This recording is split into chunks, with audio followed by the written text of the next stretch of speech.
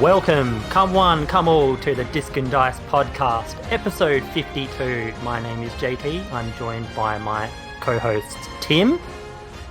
Hey. And Paul. How you doing? Great. I hope you both liked my little carnival intro that I've been conjuring up over the last 1 minute or so getting ready for the podcast. I feel like you caught Timmy off guard and he was like far from his mic. I feel like I could hear him laughing already. Yeah, it's just because I thought it was funny when he just went welcome, and I didn't realize it was a bit. And so I already had the giggles, and also I'm drinking a beer here, and it's called Single Fin, and I was already giggly because I was thinking about JT being a single fin. That's right. Well, I'm not so single anymore, but but you are, fin. You are one individual fin in this podcast. I was thinking, much like the listeners of this podcast right now, I am enjoying a single fin. You know, someone actually made that joke just last Friday at a works do after work.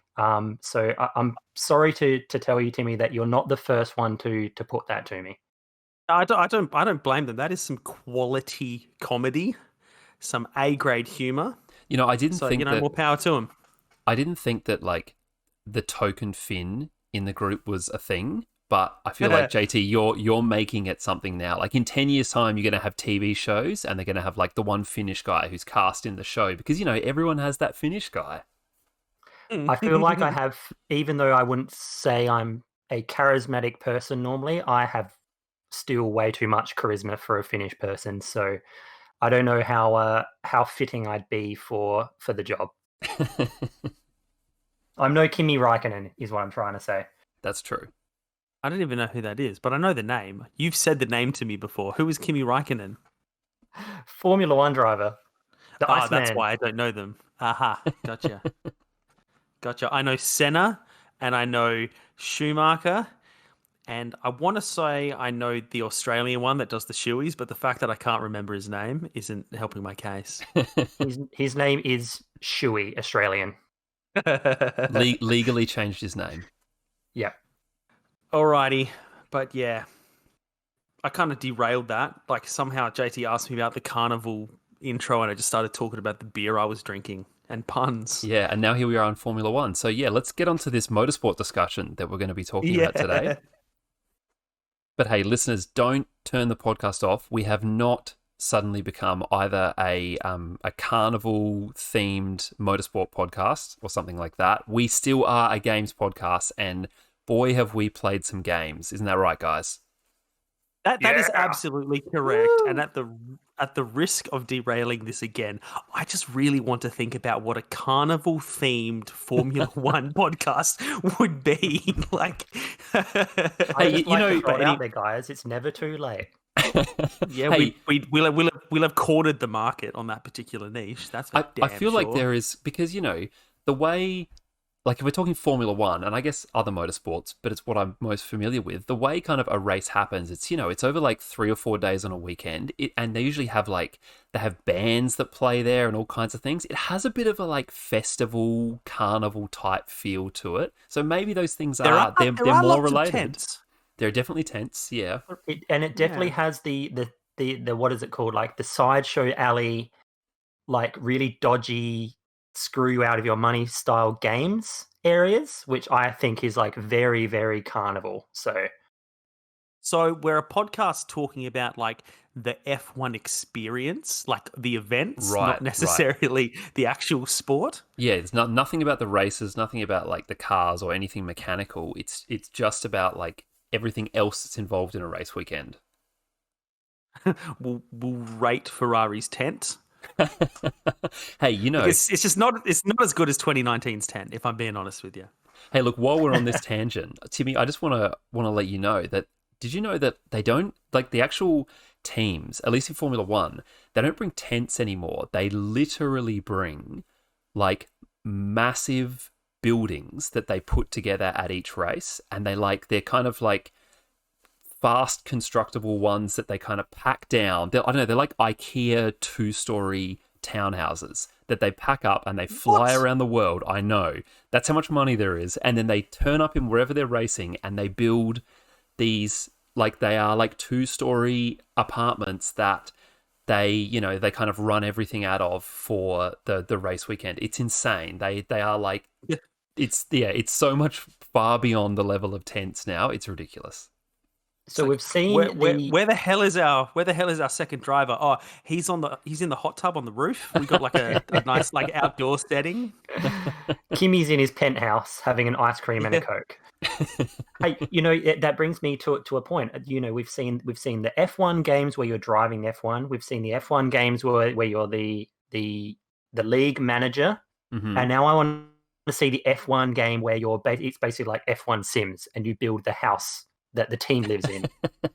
I feel like I want it to be less like The Sims and more like Moving Out, like the Overcooked style game where you're a little wobbly cartoon character and you have to put the building together and get all of the equipment inside without breaking. That would be cool. EA, stay under budget. EA, if you're listening, actually EA don't do them anymore. Codemasters, there you go, they can do it. Hey, hold up for a second there, because EA just bought Codemasters. So there you go. You're speaking to the right people. Yeah, I definitely knew that, and that's exactly why I said that. Well, hey, look, we're not talking about Formula One today. We're not even talking about Formula One or racing-themed video games. Instead, we're talking about completely different things. So let's get off this tangent. Let's get back on track.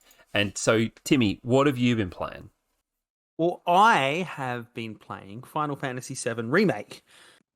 I got onto this one because it is one of the PlayStation Plus games this month, or last month. I think you should still be able to get it. I'm not sure. But the point is it was free, so I installed it. And I've actually been having a really, really good time with it. Just to set that up right at the top here. I never had the original PlayStation. And so I kind of missed the Final Fantasy VII boat at the time. And, I'm sure you guys would be aware that, like, people talk about Final Fantasy VII, like, in that legendary status. Like, at least among JRPGs, it's like the gold standard, right? And, I feel like people who like RPGs talk about it the way other people talk about, like, Half-Life and stuff. Like, it just seems so foundational and important in the grand scheme of video games. And so I was, like, really interested. I'm like, it's got this godly level of hype. And it's a really old game in the grand scheme of things, like the first PlayStation era. And so people are so attached to it. And I realized I hadn't actually, because I'm not big on Final Fantasy, I didn't actually read any reviews. I didn't look at any critical or fan consensus, and was kind of like, I can actually play this and just like not worry about whether it compares or whether people have said that it's as good as it's meant to be, or they've changed this, or they've done that wrong, or I hate this, or rah, rah, rah, rah, rah. So I was kind of like really pumped to go into it like completely unbiased, but to experience this game that's like supposedly legendary. Yeah, someone who's played a lot of Western RPGs, but very, very few JRPGs.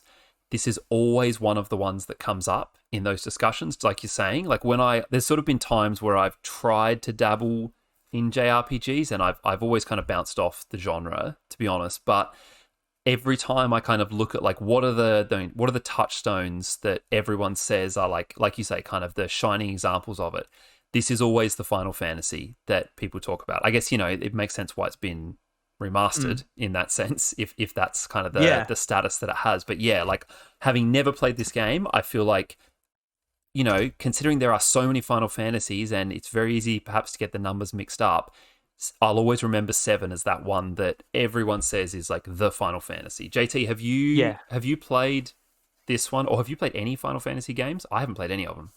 I have played 7. I played 7 when it first came out. I remember getting it at high school. I bought it off a guy, and he burnt it because I had recently got, what's it called, like the mod chip for your PlayStation, so you can play like downloaded games. And one of the first ones I got was like, it was like a 3-disc deal for Final Fantasy VII. But I really don't remember it that well. Like, I remember having fun, but like this is going back to before I really knew much about RPGs outside of like hack and slash ones, but it's definitely in that it's definitely the type of RPG, being a JRPG, where it's a little bit more complex than just getting gear and chewing through enemies and burning through the game. It's a little bit more involved um, than that. So I don't really remember. I don't even think I finished the game. I don't really remember buying into the story much. Like I was pretty young, so I'd be interested to see what the remake is like, given the fact that I've got these like really vague memories of it. Which actually, like, kind of everything you hit on there is something I want to talk about, either because it was the opposite of my expectations, or because it has like really changed what I feel was like a foundational aspect of the Final Fantasy games. Because I kind of played around 7. I had on my family's computer when I was, in like year 7 and early high school, Super Nintendo emulator. So I played like Final Fantasy 2 and 3, like the Super Nintendo games where it's like isometric and your little sprites. And I played Chrono Trigger, which is kind of like in the same vein as far as JRPGs from that era. And then like I skipped everything and played Final Fantasy X on the PS2 when that came out. So like things are starting to look really good, and that one was quite acclaimed. But I'd always missed 7. I knew nothing about it. And the two things that have really surprised me about the Final Fantasy VII Remake is that, first of all, they have ditched the turn-based combat, which I thought was the heart of Final Fantasy. Every Final Fantasy game I ever played. Sorry, do you mean combat. Do you mean it was in Final Fantasy VII and they ditched it, or like years ago when it came out, it was ditched then? They had it in the original 7, I believe. Right. But as of like Final Fantasy 14 and 15, they haven't been doing turn-based combat anymore. So when they remade 7, they've gone to the kind of combat that's in those ones. Okay. And I'll explain how it works in a second. But it's, all the Final Fantasy games I have ever played, like including like 10, so I assume everything before that, because I played 2 and 3 and 4, all had turn-based combat, kind of like a Pokemon sort of scenario. You walk up to somebody and then it cuts into a combat screen and you can see, attack, use an item, do a spell kind of thing. Or you can see, like, you control all of the people in your party and let them do that. But I'll get into the game details and gameplay and stuff once I've kind of set it up a little bit better. But I just wanted to point that out because that was shocking to me. Paul probably means nothing to you because you haven't played any, but JT, you would know that they were like turn-based games, yeah? Yeah. Like it's very much like your Pokemon, and even games like South Park Stick of Truth. Like to put it to Paul, that's the combat mechanic. It's exactly the same as that. So yeah, like I haven't played them, but I'm still familiar with the kind of gameplay that it is. Mm. And the second thing that really struck me, because like the early ones are kind of like more like Zelda and Chrono Trigger, that are kind of like medieval-esque, like swords and spells, kind of fantasy stuff. This one is super cyberpunky. Like down to like basically the big bad guy is the corporation that rules the world. Like they're responsible for like, power and housing and like keeping everybody safe and whatnot, but it's very much a social system in which the rich people live on like this plate that is literally above the slums below. And just even the appearance of it and everything is super cyberpunky, and I wasn't expecting it at all. That is so, I never ever realized or thought that was the case with that, but now that you've mentioned it, I'm like, holy crap, that is totally what it is. Like the city itself, everything about it. Never ever really realized that in the past. Yeah, I was like surprised again because like when I thought about it, I was like, all right, well, Final Fantasy X is kind of like this futuristic, like futuristic world, but like you're an athlete in that, and it was less about corporations and stuff. But this is like, not only is this like straight up cyberpunky, I found that a lot of the themes are really relevant to like today, like to 2020 when it came out, and continuing on into this year. Like the core concept is you are an ex-soldier. Well, so Cloud, the big Final Fantasy character with his gigantic swords, he's an ex-soldier, and he has been recruited by this group of eco-terrorists. So they're kind of like your Greenpeace, except they're bombing power plants and stuff like that.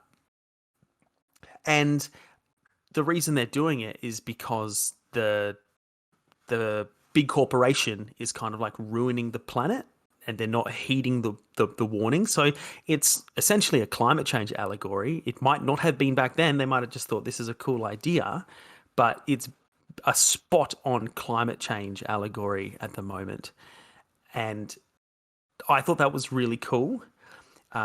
It also has a lot of stuff about kind of, you know, the government allowing certain things to happen in terms of terrorist attacks and whatnot to justify, you know, wanting to pass laws or galvanizing the population to fear a certain group of people and stuff like that. Just, you know, I know that's almost starting to sound conspiracy theory-esque, but like just a lot of these themes that you do see people talking about pretty regularly these days are popping up. But so I've been really enjoying it because I feel like it's really relevant. And I'd be curious, JT, you said you've only got vague memories, but is anything I'm saying here, are you going, oh, it sounds like they've updated that? Or does that sound pretty spot on to what you remember? It's pretty close to what I remember, but just full disclosure, I have watched some people on YouTube play through, like, you know, the first hour of the new game. So that's why a lot of like my memory has been rejigged, especially with when you mentioned the stuff about the cyberpunk, because that's something I didn't even really realize when I was watching the remake, like just recently. People play through it until you just mentioned it there. But I do, yeah, again, like the stuff back in, I don't even know what year it would have been now, maybe like 1999 or something like that. I have, very, very limited memory of that. I remember, like, you know, running through the slums and whatnot, but the remake really is like, it really does seem like they've basically rebuilt the game almost entirely. Yeah, it's not a remaster. Like, there's a reason it's called Final Fantasy VII Remake. I think they would have had to have done it all again. But you know what? Let's start at the start. We've been asking lots of questions, and I've been kind of talking about the things that surprised me. But for people that have never played this game, like myself up until, you know, a couple of weeks ago, essentially you are playing as Cloud, who is an ex-soldier with a giant sword who has been recruited to help these eco-terrorists take down some power plants that are using all of the Marco, which is essentially, that's the name of your kind of like HP in this game. It's like your health is Marco. And essentially it's like the life essence of everything on the planet. And the Shinra Corporation have worked out how to essentially, I don't know if drain it is right, or how to harvest it, you know, out of the planet, and they use it for powering everything, but it's, you know, it's burning up all the Marco instead of letting the world kind of like regulate itself, etc., etc. So the game kicks off straight away. You jump off the top of a train that you've kind of been like stealing away on, and you break into a power plant with the plan to blow it up. And throughout that mission, you meet the other people in this little sect. The guy who's leading it is called Barrett, who's kind of like this really big bruiser. And then you've got Jesse, Biggs, and Wedge, who are all kind of like cool little characters.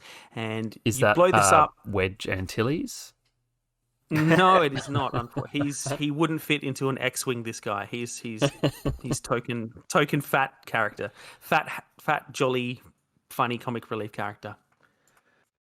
Yeah. So first things first, like if you go back and look at what Final Fantasy VII used to look like, it's the weird angular faces which really don't hold up at all. Like when you look at it, you go, how could anybody take the emotional scenes in this even semi-seriously? They look ridiculous.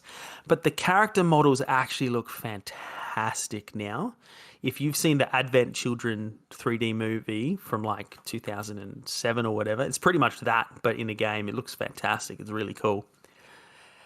It is kind of interesting that it seems like they spent like 75% of the graphics budget or time on the character models, because a lot of the backgrounds and the settings are pretty phoned in. And like it's a remake while they're making like a new game, so I didn't really hold it against them. There were just a couple of moments, like there's a bit where I was like walking on this like catwalk, like above, like hundreds of feet above the city, and it was very much a flat two-dimensional image underneath me, that like didn't adjust for where I was walking or where I had the camera, so it kind of took me out of it there. And in a cutscene, it'll close up on someone's face, and you notice the door behind them that they've been standing in front of. When you look at it, it's not rendered at all. There's like a few little shortcuts that are pretty clear. Yeah, right. exactly. I remember that level, by the way. Yeah, you don't notice it until you look particularly closely. And so it's fine. When you're running around the city, I didn't go, oh, that looks weird. Sometimes, when you're running, the people in and around the slums don't show up until like, you get closer to them. Like that does happen, like texture popping, I suppose. But yeah, like for the most part, the stuff that you're looking at all game looks really good. And so I'm pretty happy with that. Now, one thing I've kind of touched on the story, and I don't want to get into it too much because I feel like there's been a few twists and turns already, and I don't want to spoil that for anybody that's gonna play it. But I did want to say, like, I was surprised, having played other Final Fantasy games, that this one doesn't seem very open. Like, it seems fairly linear. Like, so far, I can't, like, when you're in the slums, you can kind of run all around the slums, but it's not that big of an area. And the couple of times I've gone to the city to do things, the story has taken me to the city, and then I have had to go to a certain spot in the city. So it looks really big, but if I try to go down another street, it kind of goes, nah, I shouldn't be going here yet. I need to go over there. And it kind of stops you going much further. Like you don't hit a wall, but your character kind of stops moving and says something to himself. And it's very apparent that the game's going to prevent you from continuing in that direction. So there's not a lot of freedom of choice yet. I've played about 10 hours and I haven't found anywhere that's like very large. I don't know if there's more coming. But yeah, so the bigger areas in the freedom of movement is something I've experienced in all the other Final Fantasies I've played. So I wonder if that's something that they dialed back because, like I was saying with some of the shortcuts graphically, perhaps, they couldn't animate or program as much as they would have when it was like lower graphical quality. But, that being said, where I have been able to go, I've had a lot of fun. Like there's been a few kind of decisions I've had to make that have immediately affected the gameplay. Like in that first power plant, I got to choose between setting the time bomb to go off in 20 minutes or 30 minutes. And I just thought, I'll pick whatever. And I picked 20. And then that's actually how long I had to get out of the facility. And they just kept throwing enemies at me, and you have to fight them. You can't just like run past them. So that kind of had an immediate impact on my gameplay. And there's been a couple of decisions that I think are probably going to come back later down the track in terms of relationships with other characters as well, which is pretty cool. That specific thing about the time limit is really cool because I feel like in almost all like game and TV and film media, whenever there is a time limit, it is never actually adhered to. In any kind of story, whenever someone says, we've got 5 minutes, it's like, that's either like 2 minutes or 15 minutes, depending on what the story needs. So I kind of love that you pick that, and it's literally how much time you have. Yeah, it's pretty cool. I might talk about combat here for a second, because I said like I was expecting turn-based, and it wasn't anymore. Essentially, what happens in this is actually, I should clarify. It asked me at the start of the game if I wanted combat to be, I had 3 settings. I had classic, easy, or normal. And I actually had to do research to discover what the difference was, because I couldn't really understand from the descriptions at the menu the difference between classic and normal. But classic, they had you essentially, you're kind of like a passenger in combat, and you just kind of give commands. Like everyone will like just fight on their own, and you can cast spells or use items. I didn't much like the sound of that, so I did normal, and it's like that except that I also do my melee attacks. So essentially, what happens is an enemy pops up, and Cloud pulls his sword off of his back, and you're in combat now, and you actually like hack and slash. So you have attacks and then special attacks. Like you keep pounding square, he'll keep swinging his sword. You can dodge out of the way and whatnot, and then once you have enough ATB. I don't know what it stands for. I read through the tutorials that I couldn't find it anyway, but it's essentially ATB is a little meter that fills up while you're fighting. I think it's called once it gets to active time battle because okay. that's like a JRPG term that I just know because there are like cool. a bunch of like podcasts and things I've seen that do like puns on it. I think it's like an iconic JRPG thing. Right. Well, that would be why they didn't take much time explaining it. But yeah, once that bar fills up, then I can cast spells, use abilities, or use items, which I think is really interesting. Part of me found it a little bit frustrating initially because like I'd make sure I was going into battle with my MP all the way up, like your magic points, standard RPG ability to cast spells, and that's all the way up, but I can't use it until I've whacked someone with my sword a whole bunch of times. Sometimes you run in there and I'm Cloud with a sword and I'm fighting something that's like, a long distance from me with a gun. And so I kind of have to, I found it a bit jarring at first. It seemed not necessarily brilliantly thought out before I had other characters that also had long distance attacks, but minor quibble. Essentially, yeah, that's how combat works. And when you have other people in your party, they will automatically attack and whatnot, and you can command them to do spells and use items and use their abilities. But if you want, you can tap the shoulders and swap to them as well. So I'm in there as Cloud and I'm attacking away, and I can use a spell, or when I use a spell, it kind of goes into this bullet time thing, so everything slows down while I flick through the menu. And while I'm doing that, I can swap to one of my party members' menus and have them do the spell as well. But if I want, I can also change to one of those other people in combat to fight as them. Your mention of like other characters had me thinking about. I was going to ask about like how much of sort of a party-based thing is it, but you kind of answered that in the stuff you said next. But it sounds a bit like, and maybe JT as the person who's played both of these, it sounds a little bit like how Mass Effect combat works in that you have one character who is the main character, but you have some control over what the others do, but they fight independently if you don't, in terms of like how you're describing it there, which, it sounds like Mass Effect, which, if you're enjoying this, you'll probably enjoy that. Yeah, so outside of combat, you have battle settings, and I haven't played around a lot, but essentially I think you can kind of say, I want this person to attack, like to act like this in combat a lot, and whether that's using healing spells or attacking long distance or getting in close, kind of stuff like that. But then you can like physically act as them in combat as well if you want to take over. So I don't know how similar that is to Mass Effect, but if that supports your theory, Paul, that's how it works. Well, yeah, like I don't know, I feel like that's, from the stuff I've played, that's sort of a pretty common RPG thing from the ones I've played, but okay. I can't remember whether Mass Effect has that. But it's more just like it's like rather than you playing every member of the party, you have a central character, and the rest kind of, work around that. But yeah, that was my point.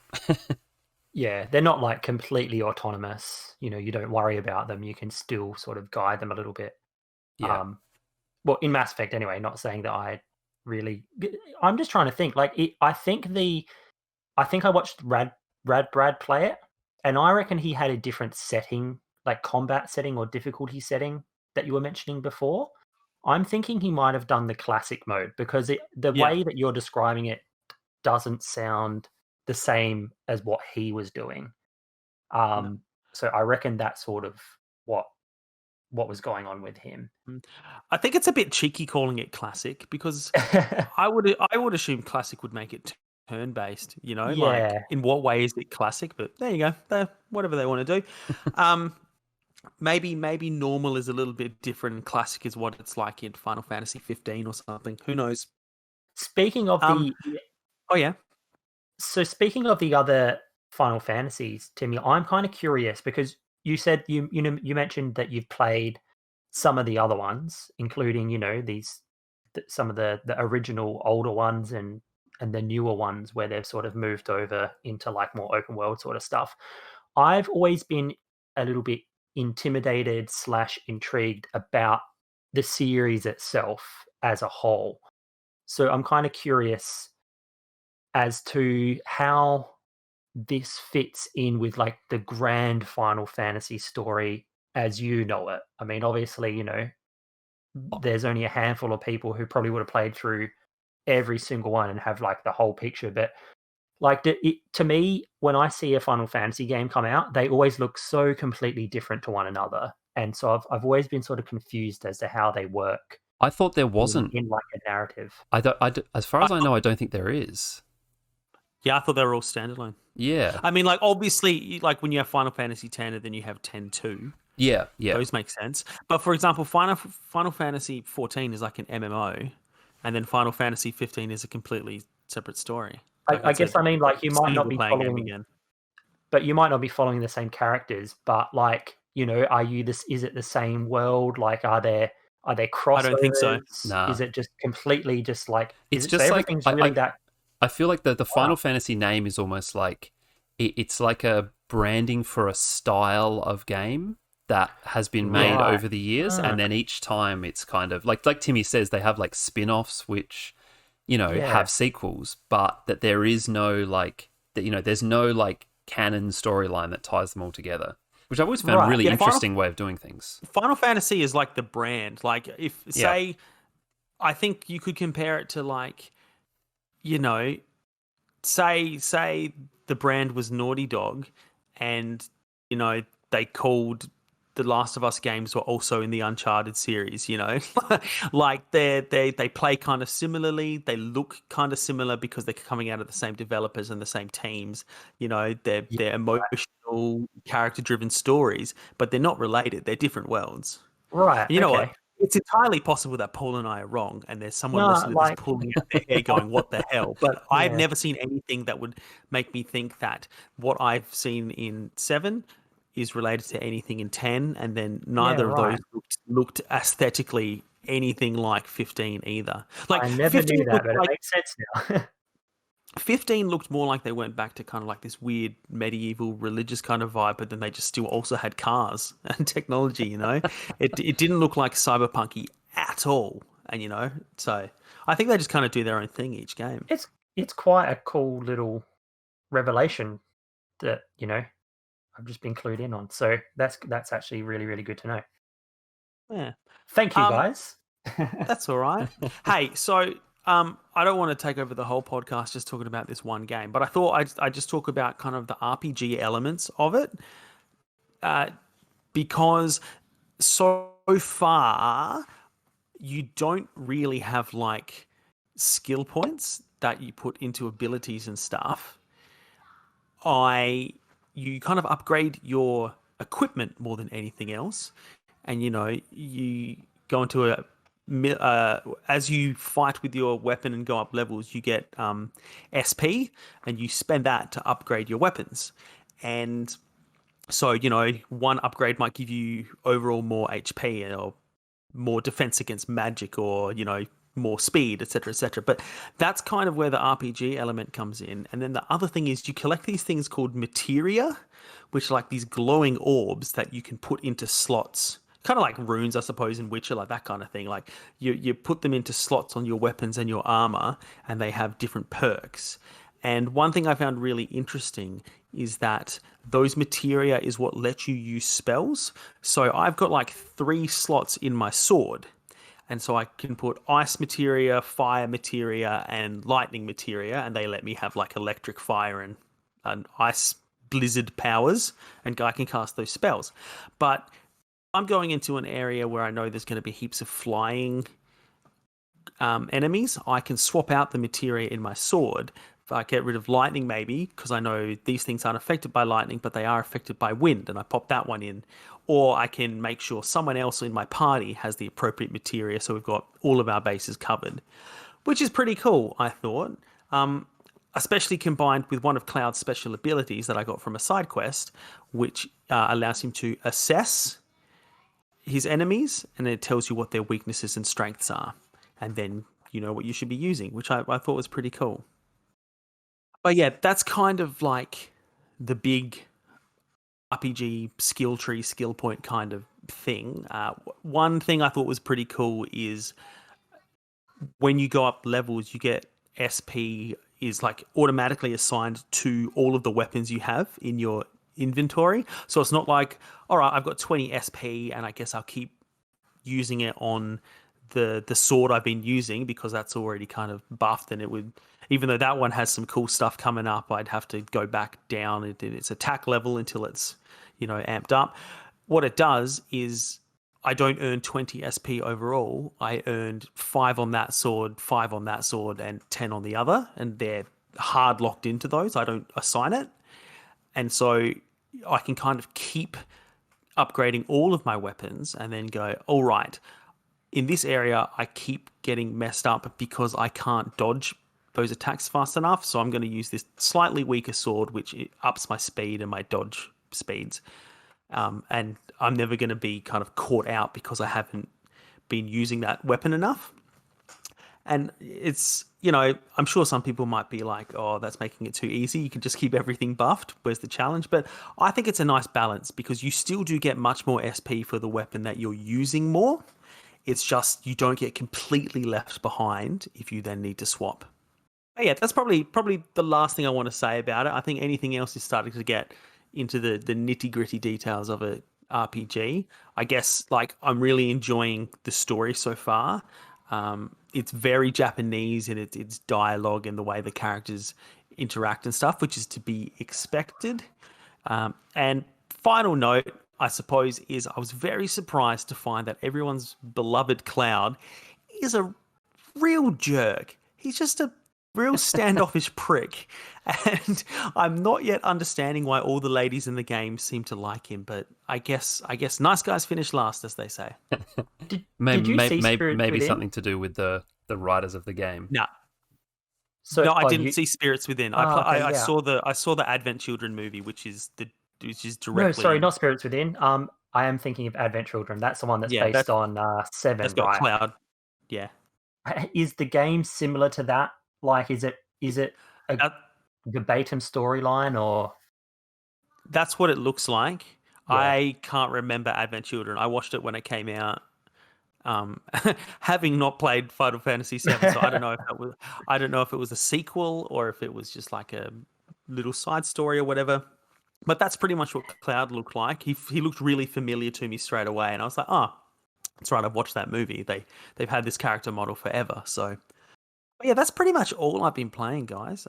Like I said, I've been really digging it. Dragon Ball Z fell right by the wayside.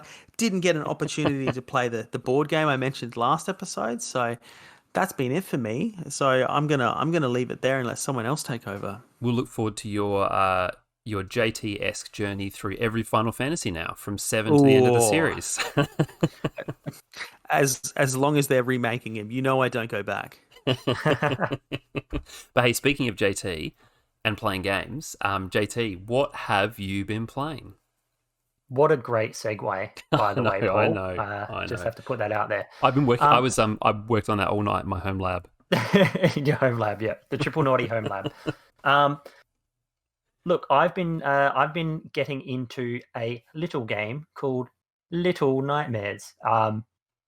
People probably knew this from a few years back, but the reason that I'm playing it now is because in February, Little Nightmares 2 came out, which is the awaited sequel to Little Nightmares 1, and so I wanted to sort of just get into the universe, so to speak, because I've heard the storytelling is very unique and really, really good for this series, especially. And so I actually decided to pitch it to Lincoln, my partner's son, as a game that he might like, and I think at first he was a little bit reluctant because he was like, "Oh, what is this game?" You know, he's more into your Call of Duties and your Fortnite sort of stuff, a little bit more action orientated. However, he played through the first sort of level while I was sort of watching him, and he loved it instantly. So we sort of played it together, sort of taking turns on levels, or if someone was having trouble with something, we'd sort of swap the controller over. And I just got to say, it is just such a charming game. Very much the kind of game where, look, I don't want to open up the can of worms that is the video games are art discussion, but I would say this is very close to being worthy of that title, for a few different reasons. Video games are art. There's going to be no debate in this podcast, man. Yeah, that's the answer to that question. Is the answer Witcher 3? But look, this is very much so in just the fact that it looks beautiful, and there's a certain level of interactivity that you don't even really know that you're sort of playing the game a lot of the times. It's just sort of, it flows so well that it might as well be sort of like watching a movie, that obviously you're controlling, but after you've finished the game, you really do feel like you have just sat down and watched this piece that's been thought out and presented to you, is sort of the way that I can describe it. And yeah, I really, really liked it, and I am so excited to play the next one. In terms of the kind of game that it is, maybe this is bringing it back to the discussion that you didn't want to have about games as art, but what kind of game is it? Like, what do you do? I'd say it's a horror platformer. Okay. That's all there really is to it. I guess it's a puzzle platformer as well, because there are a significant amount of puzzles, but the puzzles aren't like super challenging. It's more like figuring out where things are, as opposed to like, okay, what's this weird mechanic? How does this particular thing work? Like, it's not so much like that as it is, oh, I remember a thing in another room that I could go and do that might help me with this. Like, it's a bit more streamlined than, you know, hitting a wall where there's a puzzle. But the horror element is very much at the forefront. When I say platformer as well, it's kind of like 2D/3D, because you're not just like walking on one plane. You can sort of go in the foreground and the background. Sort of like there's a bit more depth there than just 2D. But at its heart, horror platformer with some puzzles thrown in as well is what I would describe it as being. Right. I mean, look, it's not an overly complicated game. That's not what it's trying to be at all. It's really there to strap you in for the ride. Is the platforming side of it like particularly challenging? Like because I know I'm kind of, you know, like modern platformers, some of them go real crazy with like the difficulty. It doesn't sound like it from what you're saying, but is it kind of like challenging as a platformer in that sense, or is it sort of more like you're saying before, like an experience that you just kind of you kind of go through pretty easily? You go through it pretty easily. Like in a way, there's this weird sort of trial and error thing that I think the game definitely knows. Like it's definitely something that the game wants you to experience as well. Like, you might walk into a trap that very clearly there's no way you would have known that was going to happen, but it happens nevertheless. And then you go back and you're like, okay, I'm going to do something to avoid that now. It's not like there's a warning of danger, but it's a little bit like that game Limbo as well. Like that, I would say that's very similar to this. Whereby you're meant to die in the game. The game is sort of designed around you experiencing how different enemies or different contraptions kill you, and then you avoid them after that. And that's sort of part of it, because when you respawn, it's sort of, you respawn in like you don't just like start and the screen is back where it was.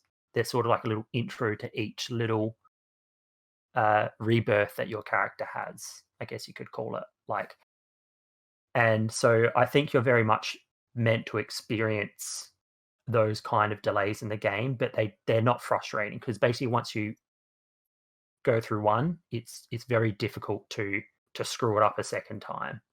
It's more just there for the sake of it. So talk to me about the concept. Last episode, I spent ages trying to get you to explain to me the story and character motivations for Pillars. And after the podcast, I went and I found a plot synopsis for like the setup of the game, and I sent it to you and I said, this is what I wanted to know. So thinking about that, who are you? What are you doing, and why are you doing it?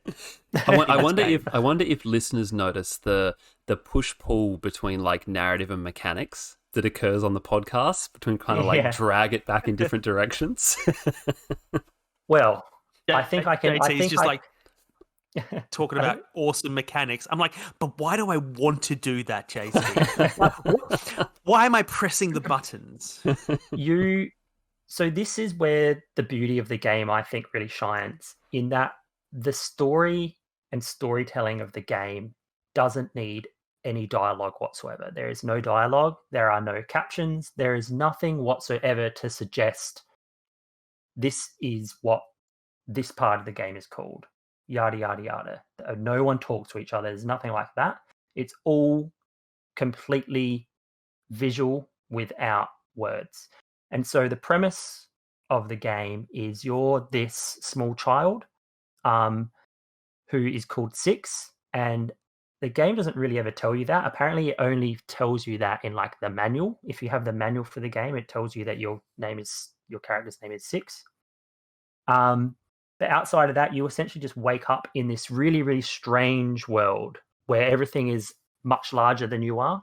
So even though you're a child, it's not like your child size compared to other beings. You're like really, really small. And so you're kind of just navigating this weird world that's filled with these kind of strange, nightmarish creatures. And I think you'd hit the nail on the head a bit, Timmy, where before we started talking tonight, you sort of called it like Tim Burton-y sort of style. And I'd say that's like a pretty good illusion to the kind of world that you're sort of set in. Everything's sort of kind of warped, a bit distorted.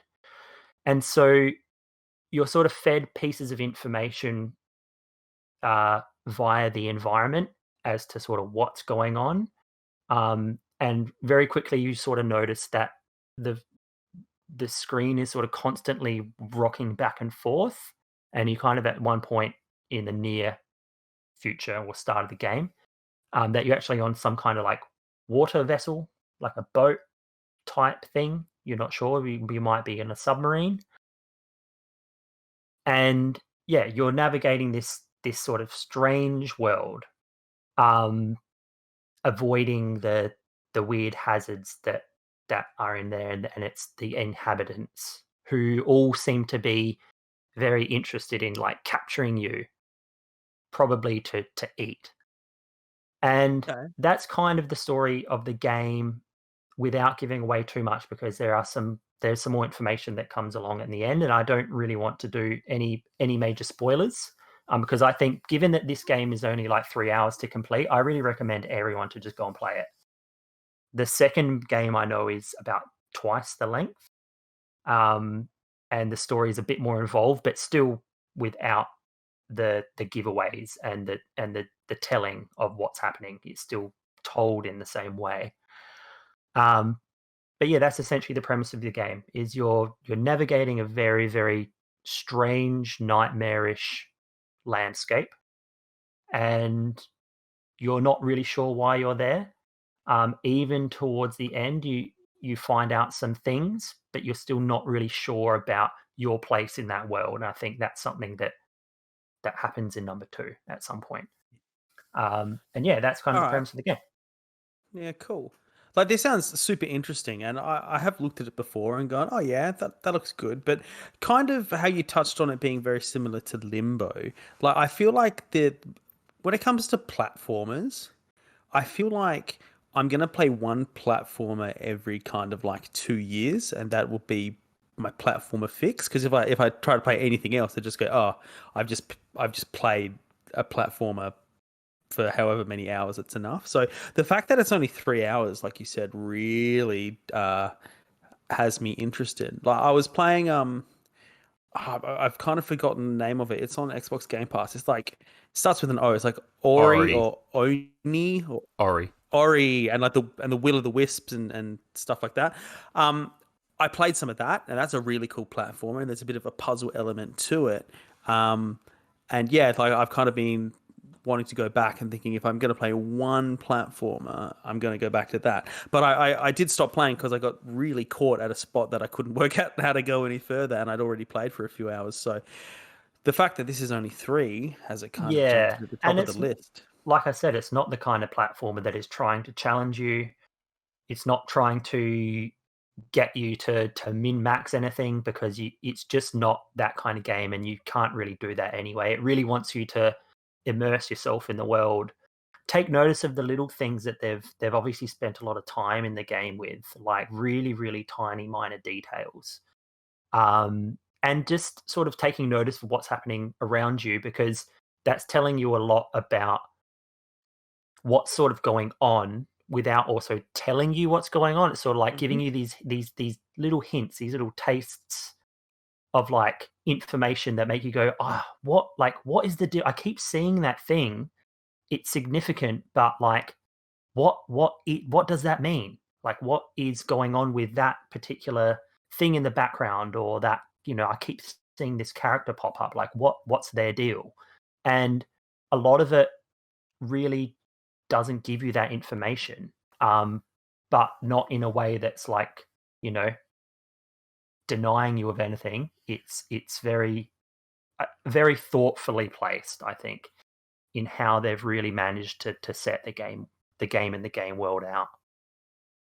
But I mean, outside of that, being a 3 hour game, there's not a whole lot more to it. It's like I said, it's a little bit like going down to watch a 3 hour movie.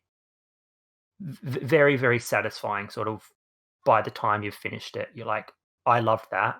I want more. I want to play another one of these types of games. I do love a short game, and I think more people should appreciate short games instead of just expecting 80 hours from every game.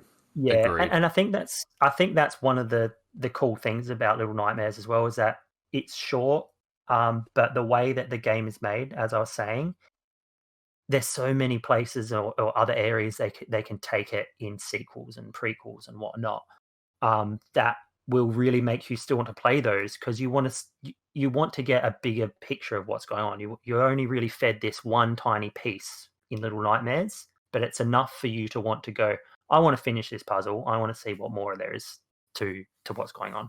So you're saying there is scope for the Little Nightmares cinematic universe. It's funny you say that. There actually is a TV series coming out. Oh God. So I don't know how that's going to go, considering that there's this is essentially a silent protagonist film, but there's no other dialogue anyway. So I don't know if it's going to be like, do you remember those funny like animated cartoons on ABC, like what is it, like the Gogs or whatever they are? Like the caveman, or the penguin. What's his name? Pingu. Like there's a story, but there's no dialogue. Like that's how you would have. That's the only way I could envision this doing the game justice, is having that. They absolutely won't do that. Though. They won't. No, right? There'll be this like love triangle situation going on somehow. Even though the game is kind of dark, it'll still be in some way the gritty reboot of Little Nightmares. They'll cast some big name to do the voice acting. Scarlett Johansson as Six, Joaquin Phoenix as several of the enemies. Special appearance by Keanu Reeves, so that they can do some viral marketing with him. Absolutely. But look, great digestible piece of gaming art is how I would describe this game. Really, really liked it. So for anybody on the fence, it is How much did we pay for it? I can't remember now. Maybe $20. A little bit steep for 3-hour game, but look, It's not though. It's not though. I maintain this.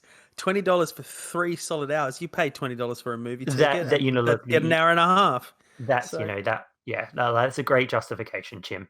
I think if you see it on your local On your online store. local internet.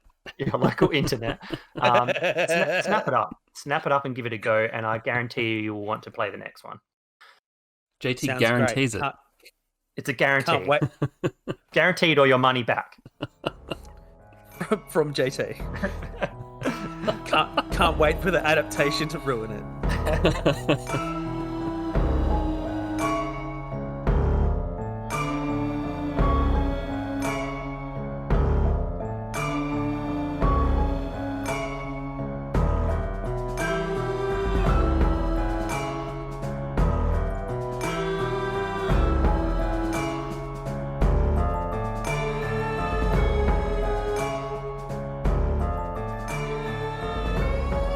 Hey, so I am so excited for this next bit because you guys were messaging me a couple of weekends ago because you were playing some board games, and in particular, you were playing Gloomhaven Jaws of the Lion, which is kind of like Gloomhaven Light. It's like a smaller box and less pieces, and the idea is that you can kind of get into it more quickly, or it at least seems less intimidating. And so I am so curious to A, hear about what it's like so I can see how it differs from Gloomhaven Deluxe, and B, I am so excited to hear what you guys think about the whole the Gloomhaven, I guess, mechanic and gameplay and whatnot. So hit me with it. I just want to start by saying you would never ever guess that this is the light version of another game. I was going to say that. I was going to say like I was going to say like if this is Gloomhaven Light, then like I'm good. Yeah.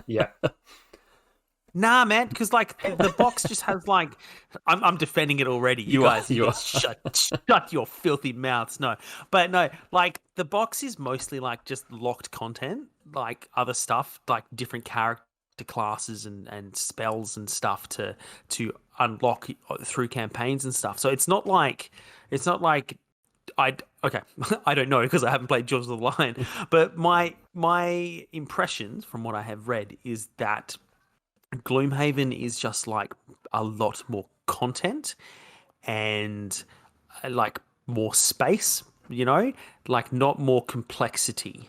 So like, for example, the one big thing I know is I've got I got a whole bunch of different shaped map and board pieces to build a different board every time I play a different campaign. And I could see you guys were just playing on the campaign book. You turn to the page and you just play in the book.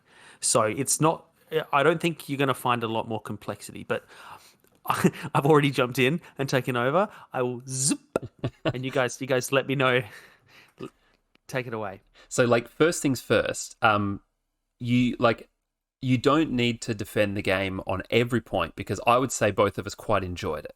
So, we're not going to be bagging Gloomhaven, Jaws of the Lion here. What do you mean? At least I'm not. What do you mean only quite? Like, I don't know how much to sort of go into explaining this because, we've talked about Gloomhaven before. Like, it's basically this is basically a tabletop RPG as a board game. That's what this is. And then, it has its own system. And I don't think we need to say much more than that. And so, like, I think the first thing that I wanted to talk about before we get into, like, mechanics, which are some really interesting things, I want to bring back the regular Disc and Dice rules discussion section.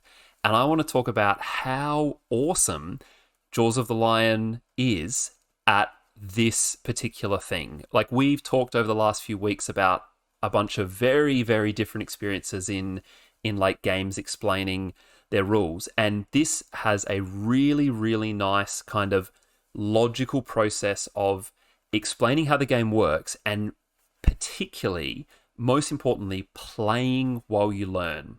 So rather than kind of reading 20 pages of rules with no context and then trying to remember it all, the kind of rulebook basically says, start reading here, read this page, and then set up the game and start playing, and we'll get you to sort of learn new mechanics as you need them. And I absolutely loved that. I felt like we were playing Gloomhaven so soon after we opened that box. For a game that is quite complex, I think, we were right into it and we were just playing straight away. And there is so much stuff that we haven't even touched in the game, which we have no idea how it works, but that's just because we don't need to yet. And I am a massive fan of the kind of the process of explaining and kind of the tutorial scenarios that the game has. I'm all in on that. I think it's fantastic. And not only that, I feel like with a lot of other games, you've usually got, like, I guess you could call them like the rule master, the person who's reading through the rules, who understands it that little bit better than everyone else because they're reading through it. This, everyone was very much on the same page as it was happening because of how the game put you through that sort of tutorial mode. And at not one point did we have to turn a page back to be like, oh, what was that thing again? Like, it's set out for you so easily. Yeah, it's great. So straight away, it sounds like they have absolutely learnt from Gloomhaven proper, because I don't think the rules are set out that good. Like, I don't think it's a bad rule book. I didn't struggle, but like they kind of did things in a funny order for me, especially because you can play it standalone scenarios or campaigns, and they kind of had you explain. They kind of had you learning what a campaign is and how a campaign works before you understand how to play the game, which, you know, is a bit odd. You're kind of like, okay, great. So I guess I'm starting a campaign and I'm doing a campaign, but like, how do I start the campaign? Don't I need to be playing the game for the campaign to have started? Like, so, you know, it did mean that I had to read most of the rule book before we started playing, and then I was the rules master, you know? So it's the opposite of all the things you're saying. It didn't have, I mean, it had a mission that you do first, and it was like simplified enemies and less things coming out. But it very much wasn't a, hey, set up this and then start playing and we'll teach you while you play. I still needed to know everything and how combat worked and how you do damage and how you do X and Y and A and B. And, you know, I needed to know all of that so that we could make the proper decisions at the start of the scenario to set up the game. Like, it just, rules kept piling up that we had to kind of understand, or like concepts, I should say, that we had to understand. So, you know, this is a game that I absolutely adore and I had no issue doing that. But like, this definitely sounds like the right move to get more people into what is generally considered an imposing game. Yeah, like I think it kind of begins at one point. It sort of explains the kind of things that players can do on their turns. At this point, you already have the board set up for the first scenario, and then it says, okay, take your turns. And then you take your turns, and then when the game gets to the point where it's the monster's turn, then the rulebook is like, okay, here's how the monster turns work. And so it's not like you read how players work, you read how monsters work, you read how all the abilities work, and then you do it. It's like they only give you the things you need immediately at that moment. And I thought it was very intuitive. That was really good. They've got the sequel to Gloomhaven coming out pretty soon called Frosthaven, and I would love for them to have taken this Jaws of the Lion approach into Frosthaven. That'd be really cool. I guess the other thing to mention here is kind of the mechanics. Like, I'm not sure exactly how Gloomhaven works, and to be honest, I can't remember it exactly, Timmy, from when you were kind of describing it, but just sort of some of the things I really enjoyed about this. So it kind of plays very much, I think, like a tabletop RPG. It just doesn't have the kind of the sort of the amount of dice rolling that you have in other games. You have sort of like decks of cards more than sort of dice.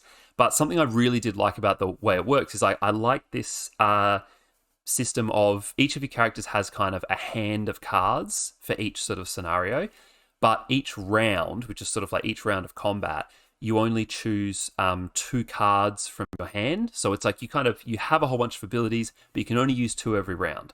And I thought that was a really cool system, because not only does it force you into interesting decisions, which, like, very, very widely speaking, I think is like the foundation of good games of any sort, but you can't use those abilities again sort of for a couple of rounds. So I think it had a really nice sort of way of stopping you from just using your powerful abilities over and over again. You kind of have to look at your hand of cards and say, all right, I know I pretty much have to use all of these in the next 3 rounds.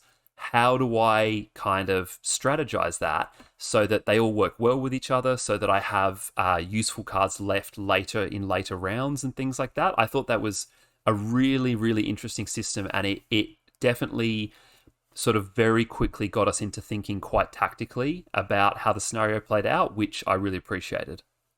Yeah, that's exactly how Gloomhaven works. That combat mechanic or gameplay mechanic, because I guess it you use it for moving as well, is exactly how Gloomhaven works, and is, I think, absolutely the strength of the game. Can I just ask, like, you guys, I assume we're playing as like different characters. Did you have different hand sizes? I don't think so. Okay. When Shayla and I have played, my character got like 10 cards and she only got 6, which also meant that her character would be forced to rest at different times to mine. And so I could rest with her and get all of my cards excepting 1 back, or I could make sure I had certain cards still in my hand because I knew I'd have a round, at least 1 round alone coming up, where I had to keep everybody safe and do damage on my own, kind of thing. So yeah, it absolutely gets you thinking tactically, which I think is obviously a really good thing. And just on that as well, one part of the game I thought was really, really cool was, so there were 4 of us. Paul, myself, our friend Brandon, all had characters who could do their own abilities and move themselves. However, Moz, who longtime friend of the pod, had a character who could only. Basically, his special ability was that he had to do moves through us. So he couldn't be like, I'm going to shoot a bolt of lightning or I'm going to make an attack from his character. He very much had to think about where we were placed, because his character basically takes over our characters to do an attack. So there was an extra level of forethinking or forethought and strategy, especially for Moz and ourselves as well, because we'd have to consider, all right, cool, I want to get up close to this enemy, or I'm going to keep my distance. If I keep my distance, Moz won't be able to use his attacks. Like, he'll be less effective when it comes to his turn. So, how do I move myself or move my character around so that Moz can get the most out of his turn as well? And I thought that was a really, really cool element.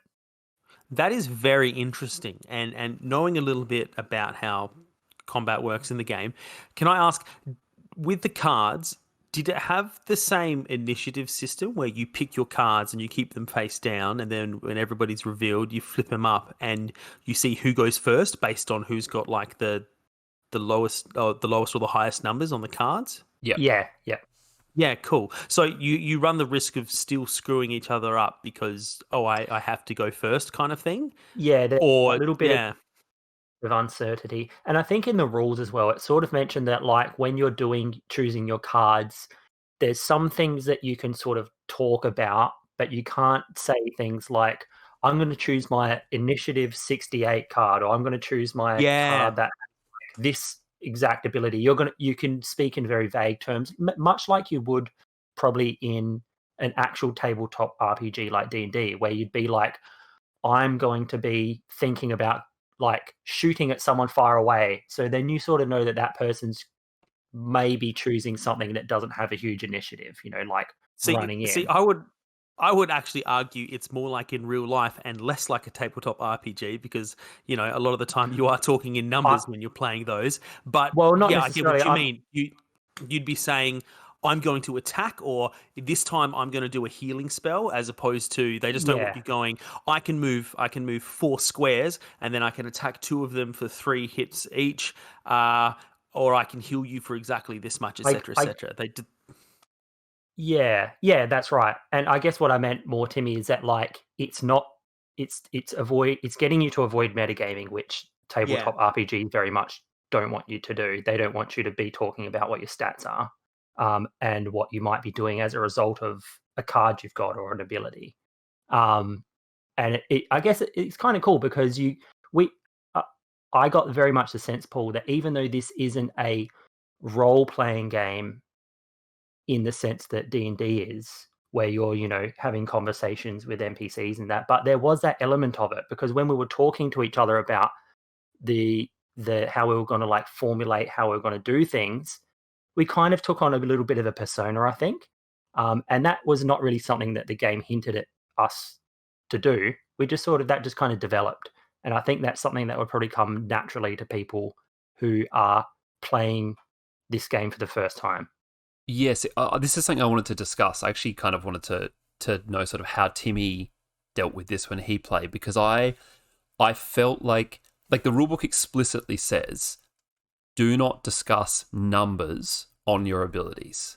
And I felt like if you kind of take it as just sort of like you just stop short of numbers, I still felt like it got quite metagamey when we were playing, and sometimes I felt like sort of that there almost needed to be a bit more of a limit on what people were saying. Otherwise, I felt like it did almost become like we were speaking out of character and we were metagaming, we just weren't saying the numbers. And like, I know that's what the rule book says, that you can say anything but the numbers, but I did kind of feel like I was a bit concerned about how much it could become like one of those games where you're not really in the scenario. You're kind of looking at it like a puzzle to be solved, like that. And I don't know, Timmy, how did you handle that when you guys were playing? Like, did you sort of set any limits on like what could be said and things like that? It kind of came naturally to us. Our characters are so different. Like Shayla's was a spellcaster and a summoner, and mine was very much brute forced and swinging big weapons. So it did make a lot of sense for us to kind of be comparing our attacks. And so like the numbers kind of automatically didn't come up. In my memory, the rulebook for Gloomhaven isn't quite so explicit about don't talk numbers. It just kind of said you can plan, but don't talk specifically about what you're going to do. And perhaps their experience was that people found that rule a bit vague, so they've gone a bit more specific with it in this new version, and it's kind of led to what you're talking about with people just doing exactly what's there. But it's not an issue we've come up against. In terms of role-playing, in a second, I'd love for you guys to tell me on your character cards how much of like backstory and motivation your characters had. I know in the Gloomhaven I have an explanation of kind of like my race and my race's culture. Yeah, this had all the same on each character card. Yeah, so it didn't give me like your character wants this and this and this. It says you're an Inox, and Inox's value bravery and courage in battle. So they want to fight the biggest, baddest thing. And then before each round, you pull a little card and it tells you like a motivation for that particular scenario. And you also have, because we're playing a campaign, I don't know if you guys started a campaign, we also have a campaign mission. And all of that kind of factored into the way Shayla and I would play stuff.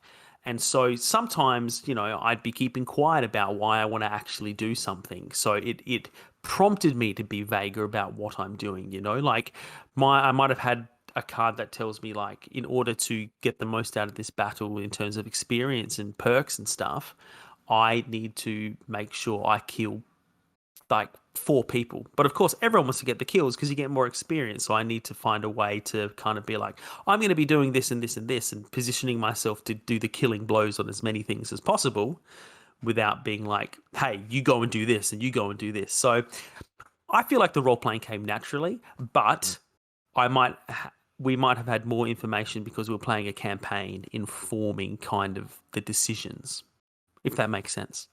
Yeah. See, we also started a campaign, but we had none of that stuff. And Okay. it's actually maybe brings me to one of my concerns with this game, which is that I felt a little bit like this game could possibly be just like the combat parts of a tabletop RPG, which, let's be honest, I think the three of us are on the same page here, is the least interesting part of an RPG like that. And like I'm a little concerned about sort of how much more there is to the game. Like, is there any stuff like that is role playing beyond, like, you know, don't say the numbers? Like we, in terms of like the setting, you know, it's set in like a big city. You know, we've had the big city joke the last couple of episodes. It's like my favorite thing in a game. This is set in a big city. Like, I'm not sure whether that is ever anything more than just like a picture on the box in terms of what we're doing. Like, comparing it to something like Netrunner, which we talked about recently, which kind of, it makes its setting so integral to the gameplay, and like everything you do in the game reflects the setting. This felt like you could pick it up and put it in literally any setting, and the rules just still apply. So it kind of, there's nothing about Gloomhaven in terms of the city that is sort of important here. And I was a little bit concerned by that, you know? I was a little bit concerned that, like, I think it's something like a full campaign in this is like 25 scenarios or something like that.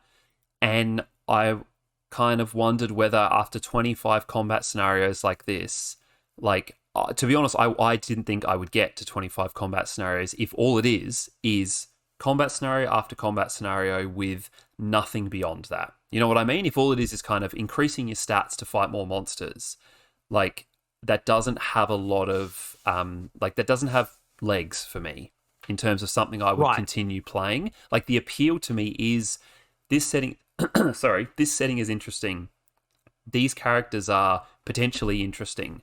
Like, what is the kind of story that you tell beyond that? And I didn't get a sense that there is much of that in Jaws of the Lion. So I obviously can't speak to Jaws of the Lion. When you do a campaign in Gloomhaven, almost all of the scenarios, not all of them, but I would say, 60% of the scenarios take you to places other than Gloomhaven. And every time you travel, you have encounters on, like, between, and you have decisions in there that you need to make, and they will have effects on the party or on the prosperity of Gloomhaven. As you complete different quests, different areas in the city are going to become available to you, and in the form of scenarios, in the form of items that you can now purchase and use, in the form, again, the city's prosperity. It unlocked the town records, so we could go through that, and that informs decisions we're going to make. Your reputation comes into play, and then your reputation affects other decisions down the road. So it is that tabletop mechanic with everything on cards, so it's not as you can do whatever you want, which then allows you to do whatever you want, and you have that extra growth that you're looking for, Paul. It is limited in that sense, but the game I've played has a lot more, and a lot more in the sense of role playing because of it. So when we would do a scenario, we would always start in Gloomhaven. We would have to pull a road card for something that would happen while we were on the way to the encounter. After the encounter, unless this particular encounter ran straight on into another one, we would then go back to Gloomhaven and we would pull a city card. And there is a whole different deck of different encounters and different decisions and different people you're meeting within the city of Gloomhaven. And there's no indication, like, every single one of these cards ends with a decision. You can do this or you can do that. And there's no indication what's good and what's bad. What any outcome will be. Sometimes, there'll be good and bad to both outcomes. Sometimes it affects you personally. Other times it affects the city instead. Sometimes it affects your reputation. Sometimes, it gives you a hint to another scenario elsewhere on the game board. So it's sounding like the efforts to streamline Jaw of the Lion, this is the impression I'm getting, is that it's got you playing a lot quicker. It's got you into that gameplay, which is really satisfying. But to keep it moving quickly and to keep everybody going, it's stripped back a lot of what allows you to do the role playing. So I'm wondering if, it sounds like they've learned a lot from Gloomhaven. I'm curious as to whether this kind of streamlined gameplay and effective rules management and all that kind of stuff, along with Frosthaven, which I have watched the Kickstarter videos for, and has even more in the way of you affecting the city. Like in Gloomhaven, I can affect the city in terms of its prosperity. I can get more items in the shop, and I can unlock different scenarios. I put stickers on the board. In Frosthaven, those stickers on the board become you literally rebuilding the city and building different parts of it and affecting the city in a very much not just I unlock this from a story perspective. It's like in the world, now there is a bank on that street. Yeah. And that allows all these different gameplay mechanics and different things that I can do. And then from doing other things and making different decisions, maybe now there is, a tavern where there wasn't before, that kind of stuff. So I'm hoping Frosthaven kind of combines the best of the two. It sounds like there's a bit of what you're looking for in Gloomhaven at the expense of there being more pieces and more things to keep track of, which is not something that you missed when playing Jaws of the Lion. To clarify, I'm not looking for the freedom to do whatever I want. What I'm looking for is things that aren't combat. That's quite specifically what I'm looking for. And this, we only played the first scenario of this one, and it rolled immediately into the second scenario, which was more combat. And there are things there are envelopes in the box that tell you only open them at certain times. So Jaws of the Lion has that sort of legacy game aspect to it, which is interesting. Which is I really like that stuff. But yeah, the stuff that you're talking about in the Gloomhaven proper sounds like the stuff that I am concerned is not in Jaws of the Lion. Again, we have only played the first scenario, so possibly that stuff kind of reveals itself. But to be honest, we kind of have a lot of the pieces there in front of us, even if we're not using them yet. And I can't see how some of those other mechanics are going to suddenly appear from nowhere. You have a map of the city, and as you complete each mission, you put a sticker on, which sort of permanently changes what the city is. And so, it has maybe, again, a light element of that same sort of thing. But yeah, look, maybe once you get further into it, it has those things. But yeah, I don't know. It's if it is just the combat, if it really, really just focuses on kind of a number of combat scenarios, then that doesn't hold as much appeal for me, I have to say. Yeah, I did want to say, I personally feel that the combat in Gloomhaven is more engaging and keeps things moving along quicker than your standard tabletop RPG. So it still has that going for it. I agree with you that combat is the most boring part of Dungeons and Dragons, for example. Yeah. But I like the tactics and the different stuff for how Gloomhaven works its combat. But yeah, I'm never going to buy Jaws of the Lion, I don't think. I've got too much to do in Gloomhaven to play a stripped back version. But if you play some more of it, I'd be really interested to know what goes on. And can I just ask, is your map, is it only the city? Yes. Okay, cool. All right. The city's a tiny part of the map in Gloomhaven, but yeah. Yeah, okay. Yeah, see, having said all that, we do plan to play more, and I'd say, generally our experience with this was really positive. We kind of got together to play Gloomhaven and some other stuff, and we sort of ended up just not playing some of the other more complicated stuff.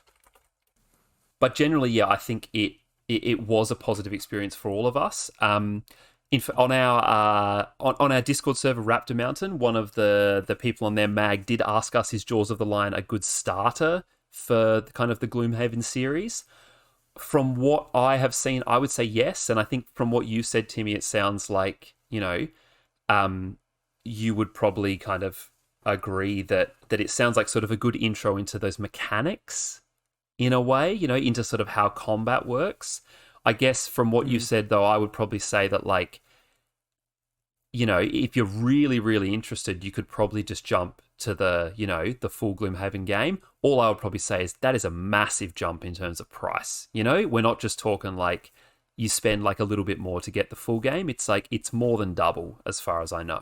So yeah, I can understand why someone will be hesitant about paying that much. I think, you know what, if I can make a recommendation here, it sounds to me, if you are really not sure whether you're going to like it at this point, Jaws of the Lion sounds like a really good idea. And if you dig it, just wait until Frosthaven, which is out this year. And because like they'll have taken all the learnings from Gloomhaven and all the good stuff from Jaws of the Lion and put that into the expanded game there. Don't go back to Gloomhaven, I don't reckon. If you somehow manage to play the 25 scenarios from Jaws and then the 90 plus from Frosthaven or however many it's going to be, then Gloomhaven will still be there, But yeah, that's true. Sounds like to answer that question from the Raptor Mountain Discord server, definitely go Jaws, and then Frosthaven if you are absolutely loving it. Yeah, I think sort of we even talked about it when we were playing that, like, if we went to the full one, then you'd sort of try and split that between probably 4 people to be able to play that. That's kind of seems to be like the sensible way to go about that. If you have a group that's going to play it like that, it seems like it's not the kind of game that's aimed at like one person buys this and then everyone plays it. It's more like everyone chips in because it's a whole big thing. Yeah, and you want to play it with the same people each Exactly. time to get the most out of it, I think. So, yeah. Yeah. But hey, you guys, Jaws of the Lion wasn't the only game you played at this games night. And when I was messaging you incessantly wanting to talk about Gloomhaven, you were saying, hey, we played this other game called We're Doomed, and it's such a Timmy game. You got to hear about it. So I'm desperate to hear about whatever this game is. Yeah, so this is the game I got given by my partner for Christmas, which we only got around to playing, at this games night. And look, if Gloomhaven was sort of the game that we expected to be good and we played and it was good, We're Doomed was really the surprise hit that we never really expected to play this. We just kind of had some time left at the end and we wanted to keep playing, but we didn't want to jump into something complicated. So we thought we'd bust this one out.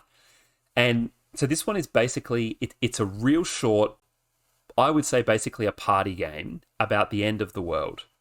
And the premise of the game is that the world is ending for some reason, however you want, make it up yourself.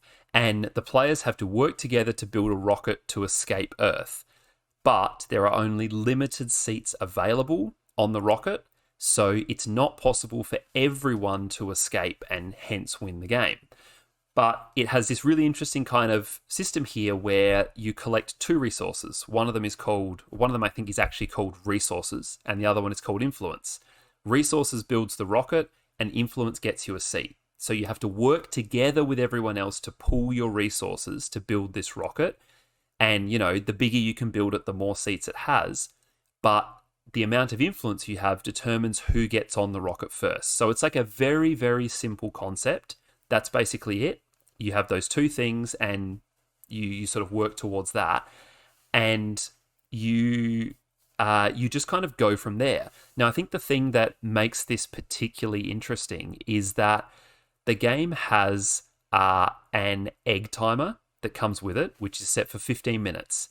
And basically, that's when the game begins. You flip the egg timer, and whoever flips it first goes first, and you go from there.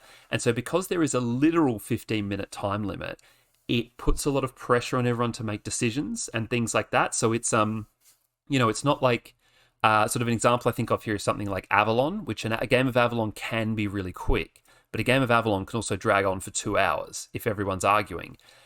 the egg timer just means that the game here really can't get bogged down in discussions and scheming and things like that. It just has to keep moving. And I think it's a really, really cool thing because it makes it a 15-minute game. You know, it's not like, oh, this is 15 minutes, but it takes us 45. Like, that's how long it is.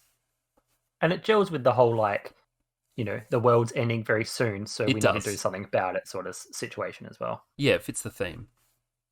First question, 15-minute egg timer. Is that just like a massive egg timer? Yeah, it's pretty big. Pretty big, yeah. Yeah. It's the biggest one I've ever seen. So you have those two resources, influence and the name of the other one I've forgotten. Resources. Okay. Resources and influence. Sorry, Yep. you have the two things you need. And you got the egg timer. What are you discussing and how are you accruing resource and influence?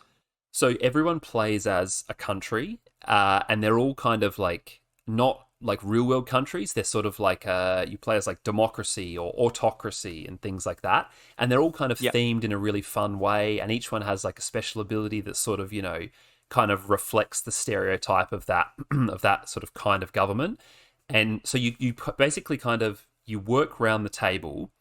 It kind of goes in rounds. You work around the table and you have a number of actions you can do, which basically involve, you know, different ways to either gain resources or gain influence. And you work round, and then at the end of every round, so once every player has had a turn, you have the contribution phase where you contribute resources towards the rocket, which literally just involves throwing them into the game box.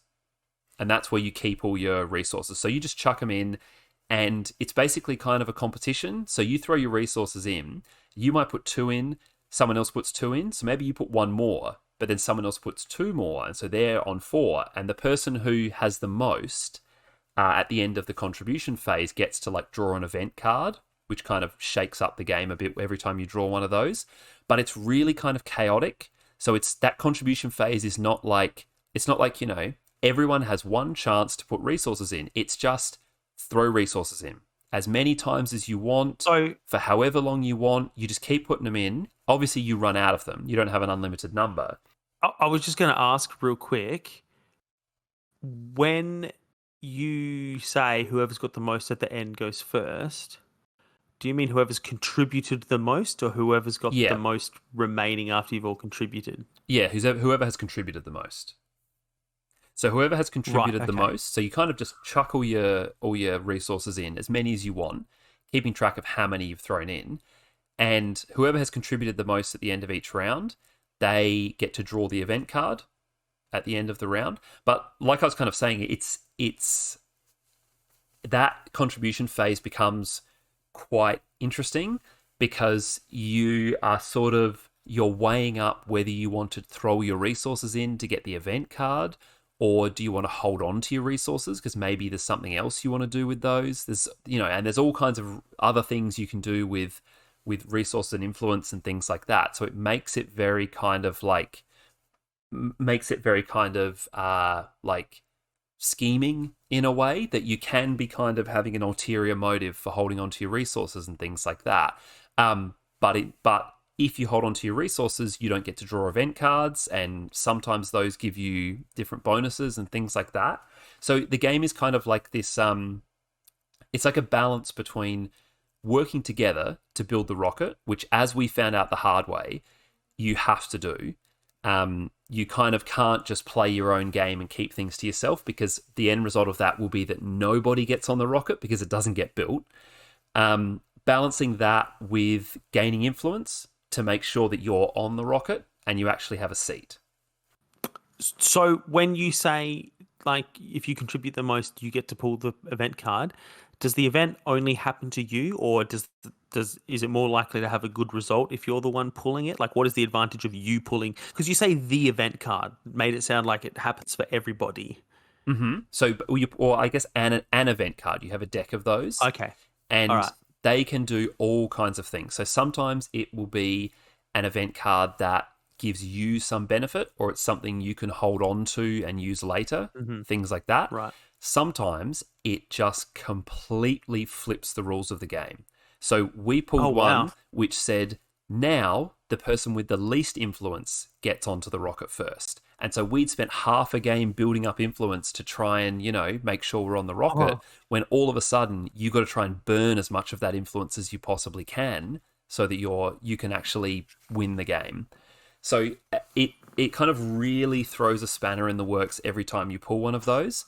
But, it does kind of feel like being able to pull the event card can be a benefit for you. There's also, I think there's maybe a thing like you gain an influence if you're the person who contributes most each round. Yeah, that's right. You do get an influence as well. Yeah, so there are kind of other benefits.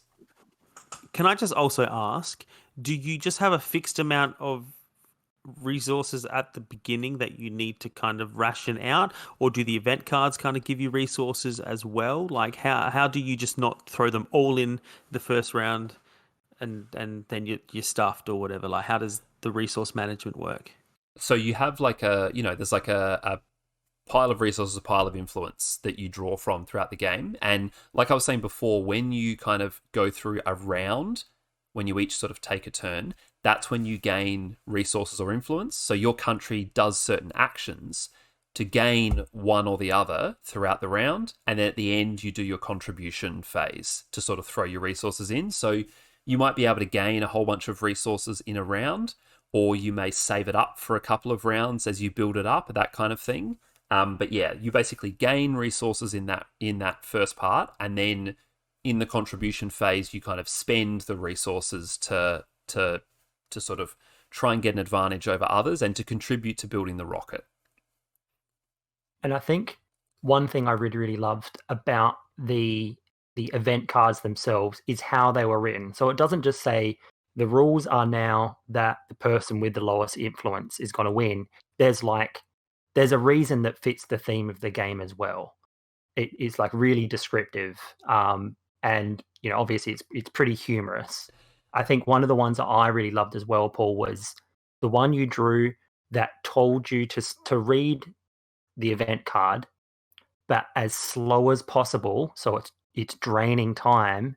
But in order to have you speak faster, it was saying stuff like, and other people should start bribing you with resources and influence to get you to talk through the card faster. So it's like really funny little sort of mini games that the events have people do. Mm-hmm. I think that one was probably my favorite, but there were some really other great ones as well. Yeah, there was some really interesting things there. Like at one point, we drew a card which says that everyone has to refer to their country in the third person when they're talking, as if they're sort of a representative of their country. And if you were caught out not doing that, or if you were caught out using like a first person pronoun, then you had to like, it was either like give one influence or one resource back and things like that. So there's a lot of like really chaotic stuff like that, which is why I would describe this as very much like a party game. Like, that starts getting like King's Cup, like when you start making rules. Yeah, I was going to say it's very much a drinking game but instead of drinking, you're throwing in your resources or throwing them away. Yeah. Well, me and JT like basically always used to champion playing King's Cup without the King's Cup, because we just liked having the rules and slowly getting drunk while you're going like, all right, now no one can use names and they can't point and you can't say he or she, And those were fun, but like the threat of having to drink this disgusting thing and then inevitably throwing up is not the fun part of those games. So it sounds like this has solved it. Yeah, pretty much. So like I guess initially it sounds like it's sort of a kind of, strategy game about building the rocket, but the more it goes on, it just gets kind of crazier with all of these event cards, and you get like some really weird ones. Like we had an event card. A lot of them are based on sort of like fairly classic kind of conspiracy or like post-apocalyptic tropes and things like that. So there's one which was like it says that there's been a reptilian overlord faction that's been revealed that runs the world, and so they are now a faction that is part of the game, and they gain like a certain amount of influence every turn or something like that, and now like they are a faction you have to compete against, who are also playing for a seat on the rocket and things like that. It almost has kind of, I would say, it has a bit of a magic unstable feel to it at times. There's a lot of that kind of stuff where you're not where it's very meta. Like I had a card at one point where I had to like throw it at someone, and if it hit them, a certain thing happened and stuff like that. So it does have those kind of elements to it, which I think makes it like it kind of makes it fall into that party game sort of genre. I think that coupled with the hard 15-minute time limit means that I think this is a really good entry to the sort of like warm-up games for a games night, which I feel I don't really have enough of. Like, you know, there's a lot of games which are simple, but they end up taking quite a long time to play, kind of maybe like the Avalon example again, but this is one of those games that you can really tear through a few rounds of this quite quickly. Just quickly, if I remember correctly, Paul, that card that you threw at me flat out just removed me from the game. Like, I think it did. I was out. Yeah. So, like, you know, there's some pretty powerful sort of abilities from the cards. And I don't think I remember, I can't remember if you actually just mentioned this before, Paul, but there are some allusions to coup in a way, because each person has like a card in front of them that tells them what they can do depending on their the type of country that they are as well. So that's one way I would sort of describe it as well. You know, it's got that magic unstable, it's got a bit of coup in there, you know, crossed with, I guess, a drinking game. It's sort of like a weird bastard child of a multitude of different types of games. Yeah, it definitely does have coup vibes, I think. I mean, as soon as you say, you know, influence is one of your resources, you start thinking coup, hey. Yeah. But I think you hit the nail on the head when you said this is such a Timmy game. I'm liking everything I'm hearing. Yeah, I think you would really enjoy it. One thing I think I would add, just to make sure we have a little bit of rules chat in every board game we talk about. I think this is another game that, much like Avalon again, really will benefit from just explaining the rules to new players and not explaining to them how to play. Because the first game that we played we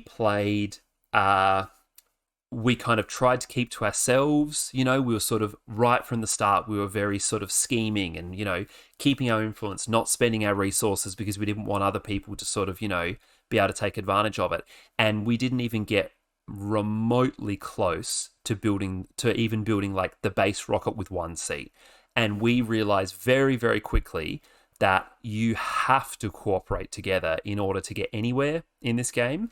And I feel like that learning experience was part of the fun. I feel like if you sort of had new players, you know, and you said to them, okay, so in order to succeed at this game, we all need to work together. So each turn, make sure you do throw resources in. You know what I mean? The kind of thing where like the Avalon thing again, where people explain like strategies that you can use. I think this is one of those ones where it's like, this is the rules, now flip the timer and we play. And, you know, you learn the hard way.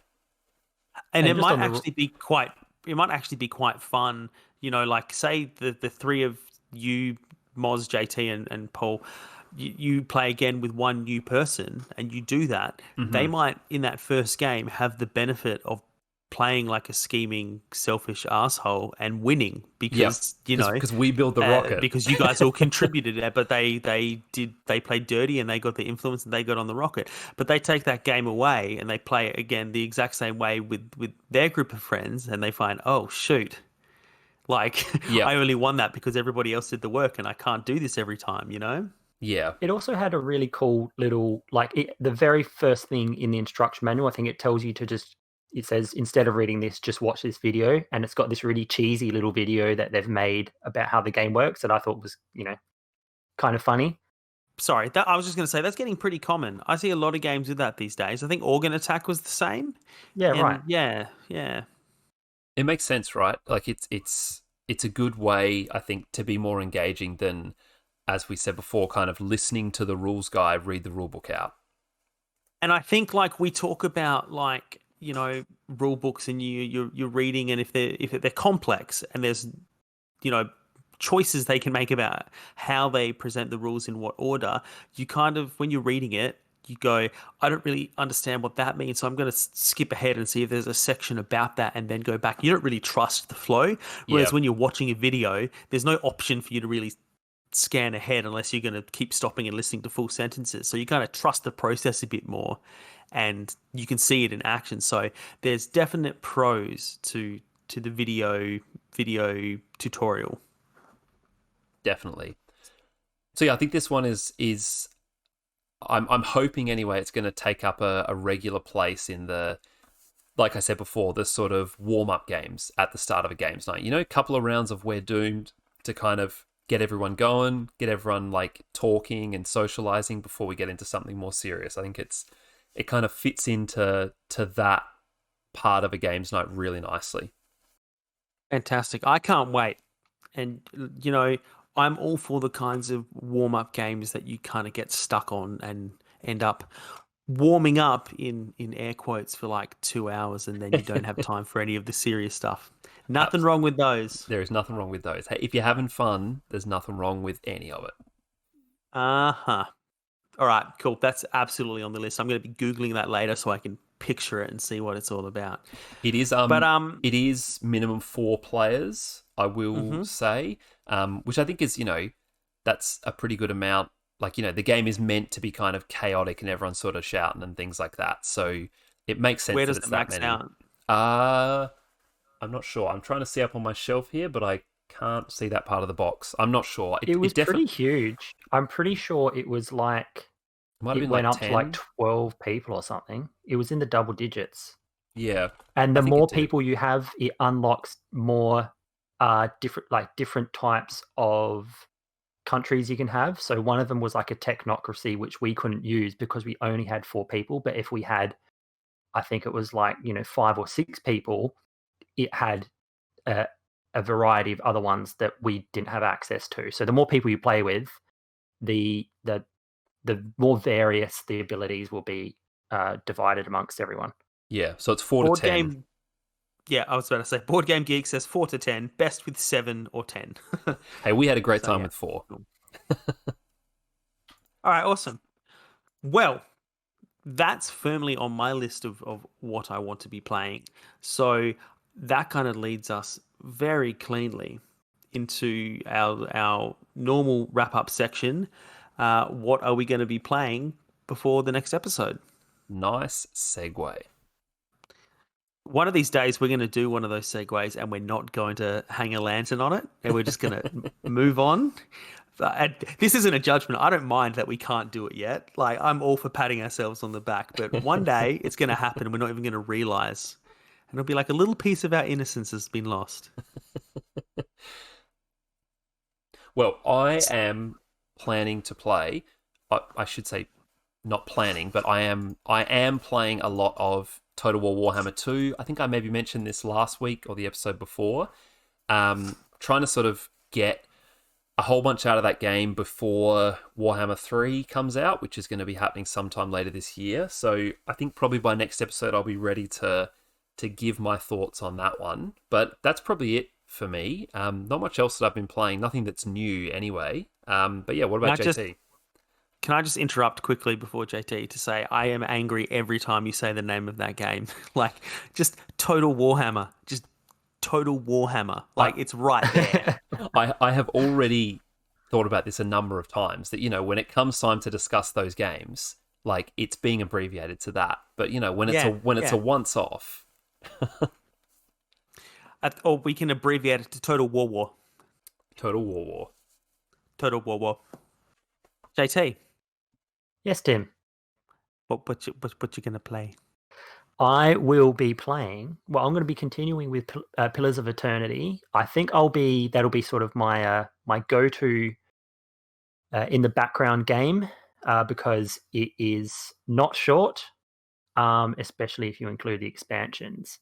However, for the pod's sake, there is a small chance that I will be getting into Little Nightmares 2.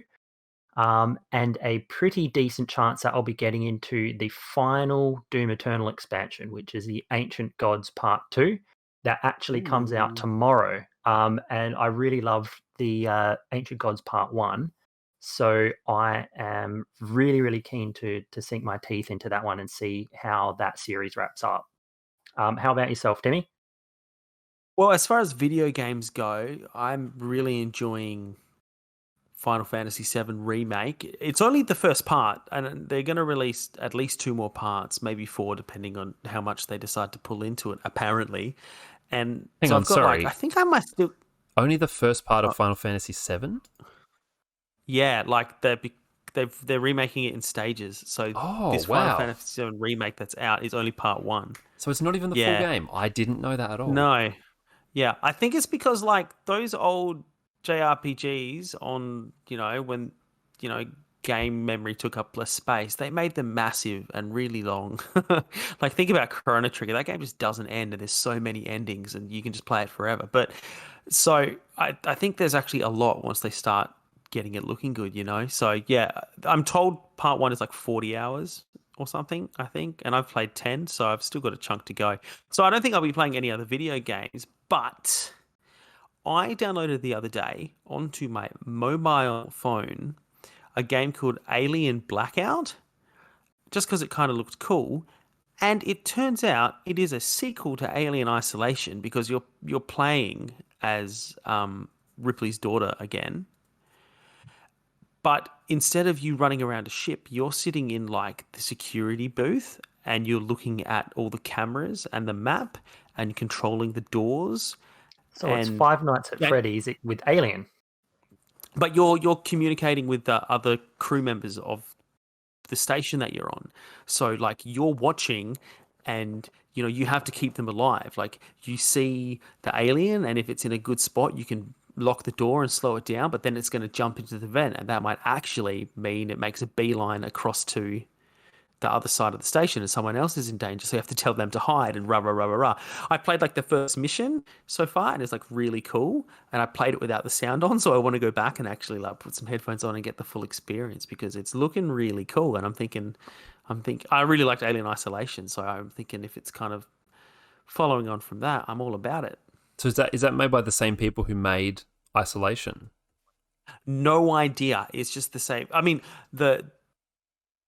it looks similar in its branding. Like obviously Alien is a brand of its own, Right. but it's definitely like going on the, like, how Alien Isolation is very much set in a world where only the first Alien film has happened and they use the original Alien font and everything's really old looking and there's only one alien and like your Ripley's daughter who's gone looking for it. It's very much set there. This is the same thing. Like they haven't advanced past James Cameron's sequel or anything yet. Just same main character. So Okay. I haven't looked into the developers, but in terms of setting and lore, like Isolation is the only game with that main character, and this game now is also with that main character. So Interesting. yeah, I was surprised. I just like it was like a recommend. I was like, I need a new game. I'm bored. I just went to like editor's choice, and it was like, here's Alien Blackout. It's 99 cents, and it looked pretty sick. So yeah, keen to put some more time into it, do some research. All right. Well, it sounds like we've all got a bunch of different things to be playing before that next episode comes your way. In the meantime, if you want to get in touch with the podcast, ask a question, join the Discord server, all of that good stuff. We chuck all of that information in the description for the YouTube videos. If you're listening on YouTube, you can get it from the link in our bio on Instagram. We are on all of the social platforms. On Instagram, it's Disc and Dice Podcast. Everywhere else, just search Disc and Dice and we're going to come up.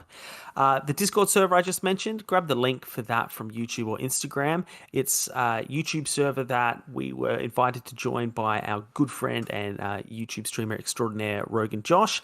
We put information about what we're going to be talking about in there, so you can ask questions, give us suggestions before the episode airs, and hopefully get those answers in the episode. We'd love to hear from you. Finally, if email is more your speed, send us an email at discanddice@gmail.com, and we would love to hear from you. Even if you want to share your thoughts on something that we've spoken about, flick it through.